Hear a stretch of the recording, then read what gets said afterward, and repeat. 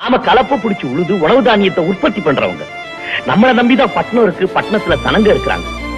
நாம அனுப்புற உணவு தானியம் பட்டணத்துக்கு போகணுமே தவிர நாம இங்க போக கூடாது. அப்படியே நாமளும் பட்டணத்துல போய் குடியேறணும்னு வச்சுக்க, சனப்பெருக்கம் ஜாஸ்தி ஆகி போய் சோத்துக்கே கஷ்டம் வந்துடும். கிராமத்துல இருக்கிற சனங்கள்லாம் பட்டணத்துக்கு போய் குடியேறணும்னு நினைக்கிறதே தப்பு. தப்பு.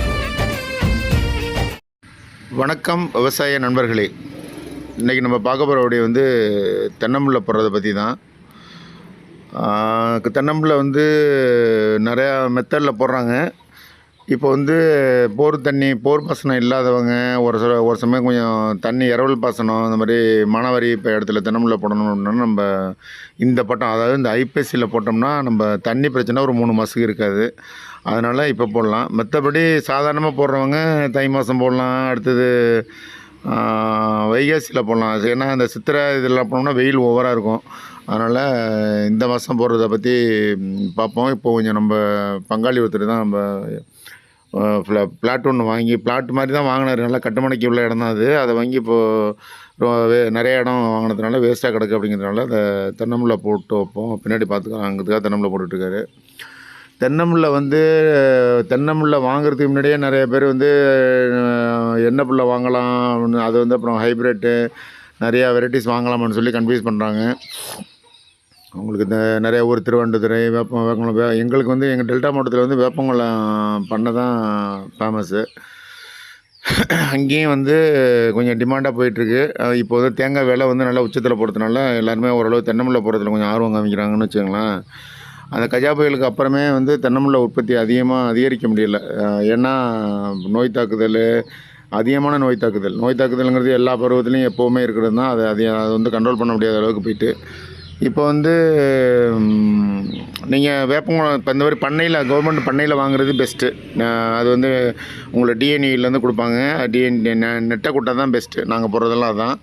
அப்புறம் நாங்கன்னா இப்போ வாங்குறது கிடையாது. நாங்களே எங்கள் அப்பா காலத்தில் போட்ட மரம் ஒரு 60-70 வருஷத்து மரம் நிற்கிது. அதுலேருந்து நெத்தை எடுத்து இப்போ நீங்கள் ஸ்டார்டிங்கில் பார்த்துருப்பீங்க. அந்த மாதிரி நம்மளே பதியம் போட்டு வச்சுக்கிட்டோம்னா நமக்கு தேவைப்படுற தென்னம்பிள்ளை அந்த பழுது போகிறது எப்படியா இருந்தாலும் ஒரு வருஷத்துக்கு ஒரு 40-50 தென்னம்பிள்ளை நம்ம போட்டுக்கிட்டே தான் இருக்கணும். அது மாதிரி போடுறது.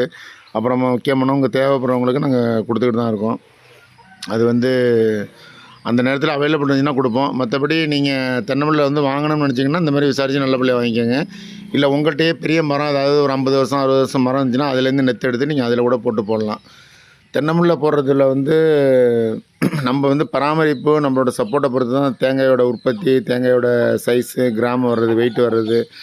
இப்போ நம்ம இந்த உரிச்ச தேங்காய் 1/2 கிலோ வரணுங்கிறோம், உள்ள பருப்பு நல்லா இருக்கணும், எல்லாமே நம்மளோட கவனிப்பில் தான் இருக்குது. மற்றபடி நம்ம தென்னம்பிள்ளை வாங்கி நீங்கள் 1000 ரூபாய்க்கு வாங்கி போட்டுட்டு உட்காந்திங்கனாலும் அது காய்ச்சி தள்ளிடணும்னு நம்ம நம்ப முடியாது. நம்மளோட பராமரிப்பு முறையில் தான் இருக்குது. இப்போ தென்னம்பிள்ளை போடுறது நம்ம கண்டிப்பாக 25 அடிக்கு ஒன்று தான் போடணும். அதை நீங்கள் நல்லா மைண்டில் செட் பண்ணிக்கோங்க.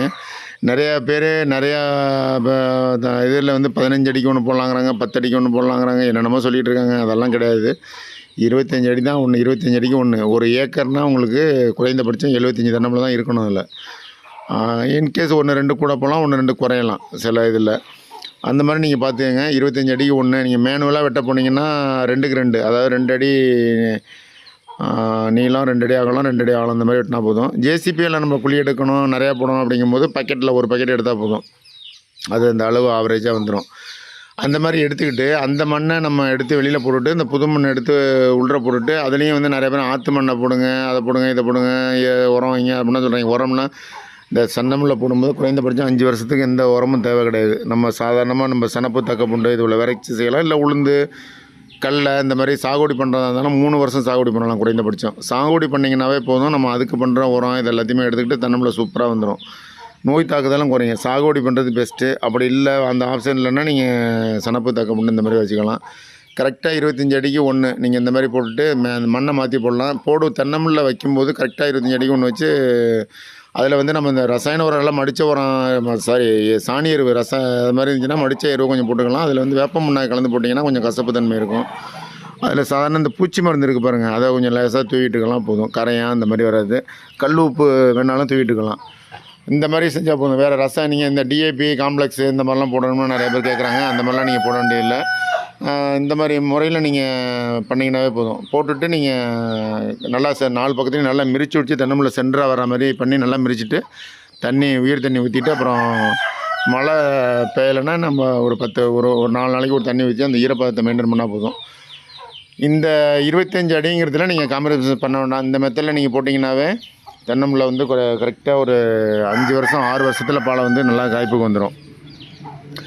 இதில் வீடியோவில் ஏதாவது டவுட்னா எங்களுக்கு கமெண்ட் பண்ணுங்கள். மீண்டும் ஒரு நல்ல தகவலும் நல்ல வீடியோவில் சந்திப்போம். சப்ஸ்கிரைப் பண்ணாமல் இருக்கவங்க பண்ணி சப்போர்ட் பண்ணுங்கள்.